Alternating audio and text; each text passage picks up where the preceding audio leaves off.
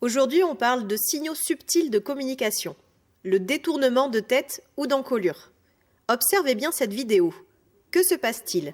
Elle met en scène deux chevaux qui ne se connaissent pas. Le cheval noir est à son domicile, le cheval alezan vient d'arriver et d'être placé dans le box voisin. Ils se sentent à travers la grille, on sent une tension palpable, visible par le couinement émis par le cheval noir et la ligne de dos tendue. Le jeune cheval alezan est mal à l'aise. Il va répondre à cette tension palpable par un détournement de regard et d'encolure avec des clignements d'yeux appuyés qui signifient « je ne cherche pas le conflit et j'aimerais apaiser l'ambiance entre nous ». Cette attitude va amener une réponse immédiate en face du cheval noir qui va également détourner sa tête, signifiant par sa réponse que lui aussi est partant pour conserver plus d'apaisement dans cette interaction. Il va ainsi abaisser son encolure, se mettre également à mâchouiller et ira quelques secondes plus tard boire dans son abreuvoir. Ces détournements de tête, si vous y prêtez attention, vous en verrez à de très nombreuses reprises.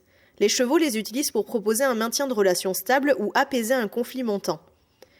Et petit plus non négligeable, ils lisent aussi parfaitement ce signal donné par un humain et y répondent souvent, à condition que l'état de stress ou d'anxiété soit encore mentalement contrôlable pour eux.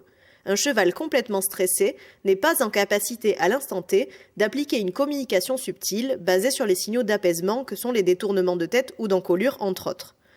Comment ne pas le confondre avec un cheval qui est simplement attentif à quelque chose derrière lui ou sur le côté? L'expression n'est pas la même. Un cheval qui est simplement attentif à quelque chose va déporter son regard dans la direction.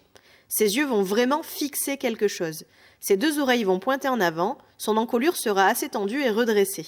Au contraire, un cheval qui produit un signal d'apaisement par le détournement de son encolure va le faire plus doucement, avec une encolure plus basse, son regard va avoir une expression un peu dans le vide et ses oreilles seront un peu plus mobiles, souvent inclinées vers le sol ou asymétriques. Aussi, le contexte peut vraiment vous aider à distinguer l'un de l'autre. Vous êtes en train de travailler votre cheval quand un bruit se produit au loin. Votre cheval s'immobilise et regarde avec les oreilles pointées. Ce sera plutôt une expression d'attention. A contrario, vous voulez par exemple le faire passer sur une bâche. Au moment où vous mettez vos pieds sur la bâche, ce dernier détourne la tête en clignant fort des yeux et en gardant une oreille vers vous avant de ramener doucement sa tête dans l'axe, immédiatement ou au bout de quelques secondes, et parfois se mettre à mâchouiller ou à abaisser son encolure vers le sol. Il y a de fortes chances que ce soit un signal d'apaisement quant à la situation en cours qu'il s'apprête à vivre. Comment ne pas le confondre avec un cheval qui est simplement attentif à quelque chose derrière lui ou sur le côté? L'expression n'est pas la même. Un cheval qui est simplement attentif à quelque chose va déporter son regard dans la direction. Ses yeux vont vraiment fixer quelque chose. Ses deux oreilles vont pointer en avant, son encolure sera assez tendue et redressée. Au contraire, un cheval qui produit un signal d'apaisement par le détournement de son encolure va le faire plus doucement, avec une encolure plus basse, son regard va avoir une expression un peu dans le vide et ses oreilles seront un peu plus mobiles, souvent inclinées vers le sol ou asymétriques. Comment utiliser ce signal entre l'humain et le cheval dans un cadre relationnel ou d'apprentissage? Comme vu dans les vidéos précédentes, ce signal peut être employé dans la communication humain-cheval. Les chevaux y sont assez réceptifs. Alors comment faire et à quel moment?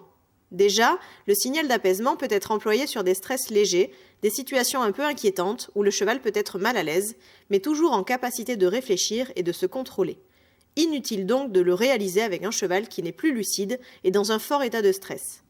Il nous suffit de détourner notre tête, abaisser nos épaules et regarder dans le vide ou vers le sol avant de remettre la tête dans l'axe.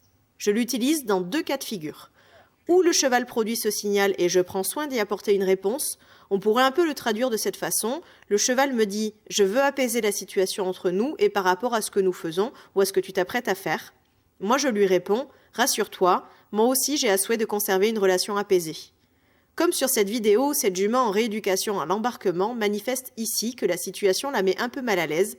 Elle sait parfaitement où je veux en venir et ce que je m'apprête à lui demander. Dans ce cas, je laisse s'exprimer ce signal d'apaisement sans tirer sur la longe pour ne pas bloquer la tête.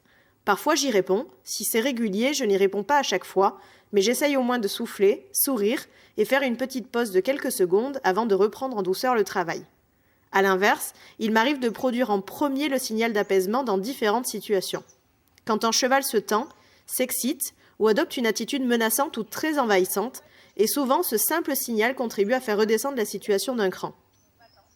Comme avec ce jeune cheval aux attitudes plutôt menaçantes et très envahissantes, je bloque son attitude une première fois, puis je réalise immédiatement derrière un signal d'apaisement en détournant ma tête. Tu n'étais pas poli, j'ai réagi, mais acceptes-tu d'apaiser la situation ? Et il y répond. N'oublions jamais que leur langage est extrêmement riche et subtil, et nous avons tendance à ne voir que les attitudes qui sautent aux yeux et sont plus extravagantes. Malheureusement, on en oublie de parler poliment et de communiquer en douceur, alors que c'est un indispensable pour maintenir des relations apaisées et de confiance. À ce moment précis de la vidéo, il arrive encore un petit peu vite, mais c'est un peu plus poli. Je lui demande gentiment de reculer, et il répond avec plusieurs détournements de tête suite à ma demande de reculer pour vraiment confirmer que cette fois-ci, il est prêt à avoir des relations apaisées. Je réponds à sa demande et on va pouvoir commencer à faire des choses ensemble.